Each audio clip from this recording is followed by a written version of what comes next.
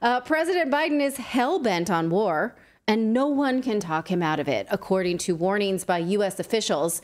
This is being blasted all over the press. It's a terrible headline, and it's terrifying. So why are we seeing it? In the segment preceding this, we just talked about how if we're seeing something in the media, it's because they want us to see it. So what are they feeding us with this line that President Biden is chomping at the bit for war, that he wants it, that he's obsessed with it? Is there a reason we're being warned about a war when the media loves war?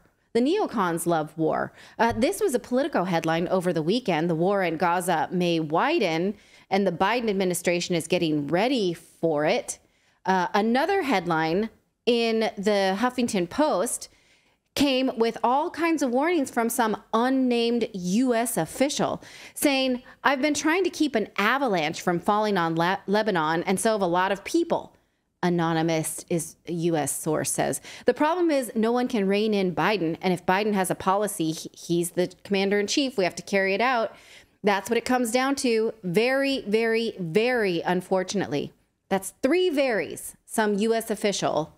And the media is allowing us to think that otherwise the U.S. government would be peace loving. Since when? Right. Yes, right. Since when? Yeah, they said that the U.S. government is going through war games. They're playing all their scenarios out. It says predicting the implications of a fight along the Lebanese-Israeli border. This official says every scenario shows that this would escalate into something terrible, whether in terms of counterterrorism or war with Iran. And in fact, it says here that, hey, but there are adults in the room. Look at Antony Blinken.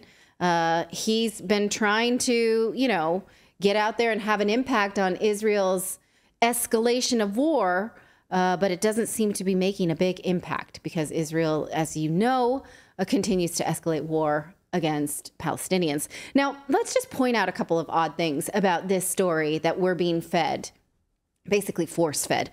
One, it assumes that Biden is conscious of what he's doing. It paints him as this hell-bent figure on war when he probably doesn't even understand which is the knife and which is the fork when he sits down for his meals. So are we buying this, that it's him that's just like, oh yeah, war with, political Islam. We're doing that. I've wanted it. We're ready for it. This is what needs to happen because of the conflict in Gaza. Okay. I don't think it's him. It also paints the U.S. as powerless against Israel, as if officials want to talk Israel down, but they can't. It provides this off-ramp for Secretary Antony Blinken and throws the administration under the bus. And this is just not a narrative that we're normally sold, especially when we rewind the tape over the last 2 years being sold a war with Russia. We want it. We need it. We're all in for it. This needs to happen. We never also saw this when Obama was waging countless wars against political Islam, when he wanted wars in the Middle East and the death toll was ticking up. The same establishment that backed Obama and Biden didn't care about body counts. So why now? It can't be because the establishment actually doesn't want war. In fact, the neocons must be thrilled that Israel has said that this war is actually their New Year's resolution. This was senior Israeli Defense Force staff Herzi Halevi saying just yesterday that Israel plans to be at war all year. Take a look at this. 2024, our plans are war. Here's a quote saying the year 2024 will be challenging. We'll be at war. Like, we know this. It's in the diary. I don't know if it'll be all year long, but we will be fighting Gaza, that's for sure. And there will be other areas, certainly in Judea and Samaria. And there'll be a certain state of alertness. And here's where they escalate, saying Hezbollah is also part of this. And we're going after them wherever they are. It says Hezbollah decided to enter this war, and we're exerting an increasing cost from Hezbollah all the time. They paid yesterday with 7 killed.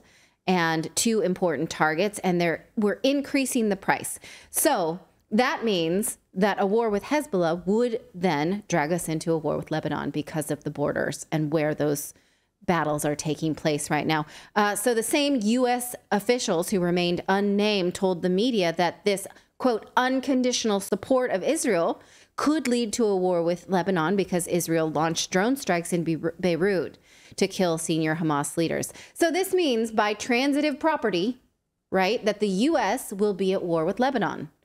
When did we agree to that? When did we declare that war? Because, this is how I'm using transitive property, U.S. equals Israel, basically, right? If the U.S. is saying we can't talk them out of anything, but we're supporting them anyway. So whatever they're doing, we're doing.